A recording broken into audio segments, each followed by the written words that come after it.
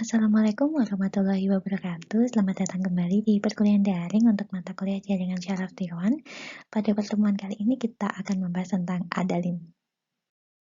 Adapun beberapa hal yang disampaikan, yang pertama adalah terkait dengan jaringan adalin itu sendiri, kemudian arsitekturnya dan juga algoritmanya. Baik, adalin ini merupakan kepanjangan dari adaptif linear neuron, ya. Adaptif linear neuron yang disingkat adalin, ya, merupakan jaringan saraf dengan satu neuron yang strukturnya itu hampir sama dengan yang telah kita pelajari sebelumnya, ada McLaughlin dan juga HEP ya yang kemarin ya. Untuk perseptron ini nanti akan kita bahas setelah ini ya. Adalin ya menggunakan fungsi aktivasi linear ya atau fungsi identitas ya. Ini yang membedakan dia dengan jaringan yang lain. Kemudian untuk proses training adalin ini menggunakan metode delta rule atau least square ya, least mean square. Atau bisa juga menggunakan Woodrow rule. Kemudian learning rule di sini juga akan diberikan ya untuk adalin ya. Di sini dia akan melibatkan yang namanya learning rule yang tujuannya nanti untuk meminimalkan antara error ya yang terjadi antara output dan target. Ya, kita kemarin sudah sempat menyinggung ya bahwa ada ketidakcocokan gitu ya. Ada kemungkinan ketidakcocokan antara output dengan target yang kita harapkan ya. Sehingga dengan learning rule ini akan mencapai tujuan untuk meminimalisir dari kesalahan itu. Kemudian adalin ini juga mampu menyelesaikan permasalahan yang sifatnya linearly separable ya. Adalin juga bisa digunakan untuk proses klasifikasi yang mana fungsi aktivasinya itu dapat diubah ya menjadi fungsi step atau threshold.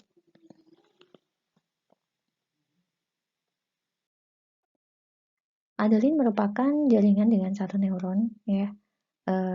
Jika output adalin ini menjadi input adalin lainnya, maka nantinya dia akan membentuk yang namanya jaringan multilayer ya bernama madalin.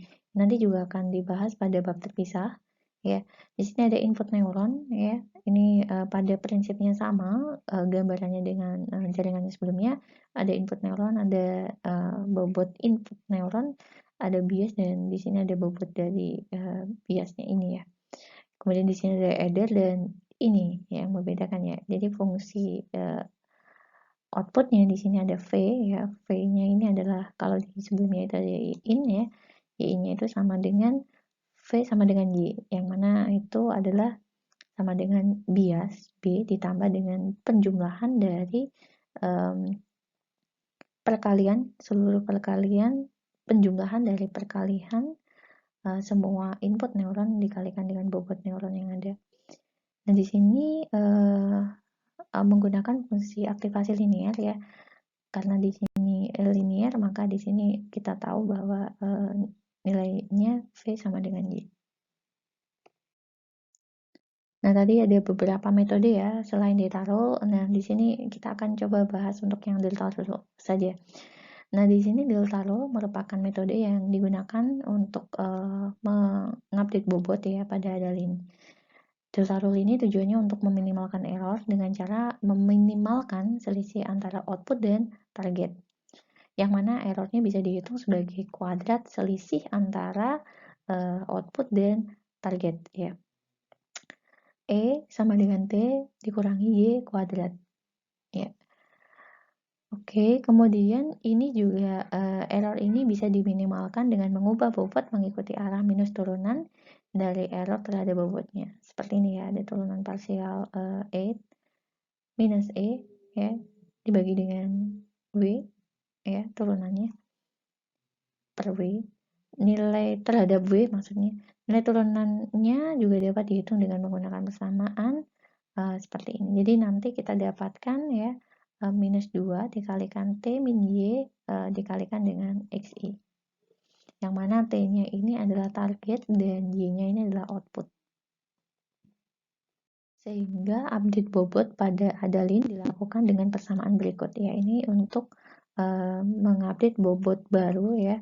Sementara ini untuk mengupdate bias baru. Sehingga di sini ya untuk WI baru itu sama dengan WI lama ditambah alpha ya. Alpha ini merupakan learning rate ya.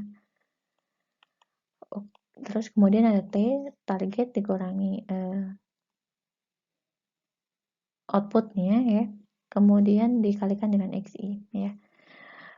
Untuk B baru ya, B baru ini sama dengan B lama ditambah sama ya, alpha dikalikan T min Y dikali 1. Baik, untuk yang pertama ya, yang pertama di sini kita akan coba untuk memasukkan bobot ya dan bias dengan angka acak yang bernilai kecil. Kecil itu antara 0 dan 1. Berbeda dengan HEP yang kemarin, kalau HEP kemarin kan bobot dan biasnya kita sudah setting 0 gitu ya. Kalau yang ini antara 0 dan 1. Yang kedua, selama kondisi berhenti belum terpenuhi ya, lakukan langkah 2 sampai 3 ya. Oke, jadi nanti kita akan buat ini juga ya, kapan dia akan berhenti. Yang pertama, untuk setiap pasangan input dan target X, Y2T ya, lakukan BC. Jadi kita hitung nilai outputnya Y sama dengan V, kita udah bahas di depan tadi, sama dengan B ditambah sigma dari I untuk keseluruhan ya, sampai seluruh input neuron yang ada, XI, WI. Kemudian setelah itu kita update bobot dan biasnya dengan rumus yang sebelumnya ya. Kemudian yang langkah yang ketiga ya, ini setiap satu epoch ya. Jadi ini semua data gitu akan kita proses ya, yang mana itu nanti dinamakan satu epoch ya. Kemudian dari satu epoch, setiap satu epoch itu kita akan cek kondisi berhenti ya. Cek kondisi berhenti. Jika ada perubahan bobot terbesar ya, pada langkah 2C itu lebih kecil ya. Jadi nanti ini bobotnya dan biasnya kita akan cek ya, kita akan list satu persatu, kemudian kita akan cek apakah memang ada perubahan bobot terbesar. Nah, kemudian dari sana apakah bobot terbesar itu lebih kecil dari nilai batas ya. Nilai batas ini atau threshold ya, atau batas atau threshold yang ada atau yang ditentukan, sehingga nanti setelah memang kondisinya seperti itu ya, berarti kita hentikan untuk iterasinya. Ya, kemudian setelah melalui proses training nanti ya, kita dapatkan bobot ya, bobot yang baru dan juga bias yang baru ya. Nanti adalin juga dapat digunakan untuk menentukan yang namanya klasifikasi ya. Jika targetnya itu bipolar atau biner, step function dapat digunakan dalam proses testing ya. Jadi nanti algoritma untuk testingnya ya, ini yang pertama adalah dapatkan nilai bobot dan bias yang kita dapatkan dari proses training ya, proses training yang sebelumnya. Kemudian yang kedua, untuk setiap pasangan input dan testing kita akan coba untuk melakukan langkah A sampai B ya. Langkah apa itu gitu ya? Yang pertama kita hitung nilai V-nya ya, nilai V-nya kita bisa dapatkan di slide yang depan tadi ya. B ditambah dengan jumlah keseluruhan dari perkalian input neuron dan bobotnya. Kemudian yang B ini kita tentukan ya nilai Y-nya ya, nilai Y-nya. Nah, nilai Y-nya ini nanti apa ya? Nah, kalau misalkan targetnya itu bipolar ya, berarti kita gunakan rule yang ini ya. Berarti untuk V, misalkan nilai V lebih besar sama dengan 0 itu nanti nilai Y-nya sama dengan 1. Untuk V kurang dari 0 nilainya adalah sama dengan minus 1. Ini kalau untuk targetnya bipolar. Kemudian untuk yang target biner, ya berarti kalau misalkan dia lebih besar sama dengan 0, dia di sini di replace 1. Kalau dia kurang dari 0, dia di replace 0. Nah, sekarang kita coba dengan contoh ya. Dengan menggunakan logika N ya. Dengan menggunakan logika N seperti yang ada pada slide sebelum-sebelumnya ya, video sebelumnya, menggunakan input bipolar dan outputnya juga bipolar ya. Jadi contohnya seperti ini ya, di sini merupakan input neuron. Nah, di sini ada targetnya. Yang mana inputnya ini adalah bipolar ya. Bipolar kan kemarin kita sudah bahas ya. Dia 1-1, targetnya juga 1-1. Baik, kita coba untuk selesaikan ya. Untuk langkah yang pertama, sesuai dengan algoritma yang telah diberikan sebelumnya ya, untuk algoritma training, kita inisialisasi dulu bobot dan bias dengan random ya, angka acak ya. Jadi kita tentukan di sana ya untuk nilai learning rate dan juga thresholdnya. Ya, kita coba untuk masukkan di sini ya nilai learning rate-nya adalah 0,1 misalnya. Ya, ini kita inputkan sendiri ya. Kemudian threshold-nya juga kita tentukan, misalkan di sini nilainya adalah 0,1. Ya. Kemudian untuk bobotnya kita juga bisa pilih secara acak gitu ya, yang tentang 0 sampai 1. Misalnya di sini kita set 0,1 untuk bobot yang pertama, bobot yang kedua 0,2 dan biasnya 0,5. Bobot biasnya 0,5, kita akan menuju ke langkah selanjutnya ya, setelah melakukan semua inisialisasi ini. Kita akan mengupdate bobot berdasarkan data latih nomor 1. Ya. Oke, kemudian setelah itu ya kita akan mencari dulu nilai V ya. Tadi nilai V didapatkan dari B plus sigma gitu ya, XI dikalikan dengan WI ya. Jadi di sini V ya ini sama dengan 0,5 ya. 0,5 dikalikan dengan 1 kan ya, ditambah dengan sigma XI WI. Jadi ini akan dikalikan 0,1 dikali 1 ditambah 0,2 dikalikan dengan 1. Sehingga hasilnya adalah 0,8. Ya, ini adalah V-nya. Kemudian untuk targetnya ini sesuai dengan tabel yang sebelumnya ya. Ini sama dengan 1. Nah, kita tahu W1 lamanya itu dari inisialisasi tadi, W2 lama juga dari inisialisasi, B lama juga dari inisialisasi. Nah, tugas kita yang sekarang itu adalah mencari W1 baru, W2 baru, dan B baru. Ya, di sini untuk W1 baru, seperti pada algoritma yang sebelumnya, bahwa ini didapatkan dari W1 lama ditambahkan dengan alfa, dikali dengan target dikurangi V dikalikan dengan X1. W1 lamanya di sini adalah W1 lamanya kita temukan tadi ya, ini 0,1 kita tentukan maksud saya. Terus kemudian untuk learning rate-nya di sini kita set 0,1 ya. Kemudian T-nya ini adalah 1. Kemudian V-nya di sini adalah yang kita hitung tadi adalah 0,8 dan X1-nya kita masukkan 1. Oke. Sehingga hasilnya adalah 0,12. Ini untuk W1 baru ya. W1 baru. Nah, untuk W2 baru bagaimana gitu ya. Langkahnya sama seperti kita mencari W1 baru tadi ya. Jadi W2 lama itu yang ini tadi 0,2 ditambah dengan learning rate-nya ya.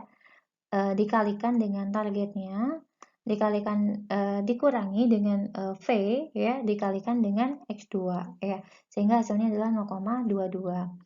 Sementara untuk bobot yang baru itu dari B lamanya adalah 0,5 di sini ditambah alfa yang merupakan learning rate-nya itu 0,1 dikalikan dengan 1 dikurangi dengan 0,8 sehingga hasilnya 0,52. Jadi kita dapatkan untuk W1 baru, W2 baru, dan B baru di sini. Nah, ini untuk data yang pertama ya. Dengan langkah yang sama seperti langkah yang sebelumnya ya, ini akan dilanjutkan ke data latih nomor 2 ya. Kita tahu tadi W1 lamanya adalah 0,12, W2 lamanya adalah 0,22, dan B lamanya adalah 0,52. Ini hasil dari perhitungan pada data latih yang nomor 1 tadi ya. Nah, untuk V-nya juga dihitung ya berdasarkan rumus yang sebelumnya ya, B ditambah sigma WIXI ya. Ini sama ya. Terus kemudian langkah-langkahnya juga sama persis ya dengan yang sebelumnya, sehingga didapatkan nilai W1 baru, W2 baru, dan B baru. Sama seperti langkah sebelumnya, jadi kita update bobot berdasarkan data latih nomor 3 ya. Tadi kita dapatkan W1 lama, W2 lama, dan B lama seperti ini. Untuk V-nya juga sama perhitungannya dengan yang sebelumnya, sehingga kita dapatkan nilai W1 baru, W2 baru, dan B baru, yang nantinya ini digunakan pada data latih yang nomor 4 ya, iterasi yang ini ya, iterasi yang terakhir, karena ini adalah data latih yang terakhir. Sehingga pada epoch pertama ya, ini kita akan mendapatkan informasi seperti ini ya. W1 baru, W2 baru, dan B baru.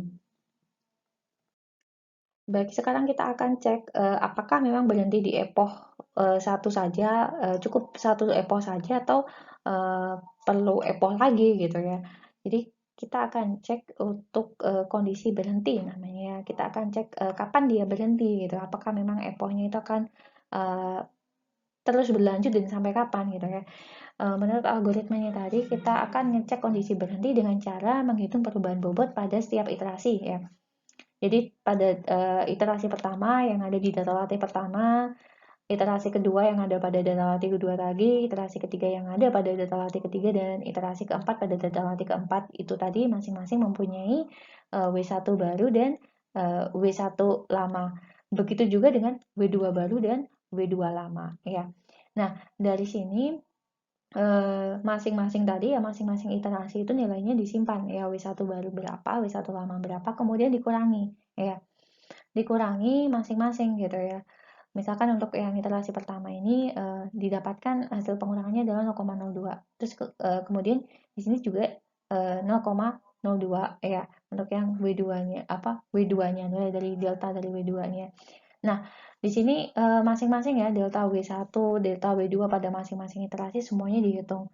Setelah itu kita akan coba cek ya, coba cek dari semua delta W di masing-masing iterasi ini, kita cari kira-kira ada delta W yang nilainya maksimal atau tidak gitu ya. Kalau maksimal, maksimalnya berapa gitu ya.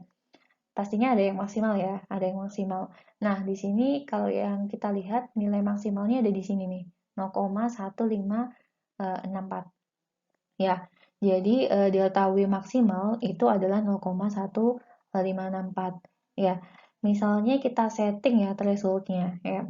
Thresholdnya misalkan kita setting tadi di awal adalah 0,1 ya, tadi kita set di awal itu thresholdnya di sini adalah 0,1 ya. Sekarang kita cek apakah 0,1564 ini lebih besar dari 0,1 kayak gitu. Nah, ini apakah lebih besar? Oh, ternyata iya gitu ya. Jadi karena dia lebih besar daripada 0,1 gitu ya, daripada thresholdnya, maka iterasi ini akan dilanjutkan gitu ya. Dilanjutkan pada epoch kedua ya. Dan iterasi ini akan berhenti gitu ya. Berarti kalau dilanjutkan pada epoch kedua, berarti langkah-langkahnya sama seperti pada epoch pertama tadi ya, dihitung lagi dari awal kayak gitu. Untuk mendapatkan masing-masing bobotnya gitu ya, bobot baru ya, bobot baru baik itu dari W dan juga dari biasnya. Nah, kurang lebih seperti itu untuk langkah yang di sini ya. Jadi nanti untuk langkahnya berhenti sampai gitu ya, berhenti sampai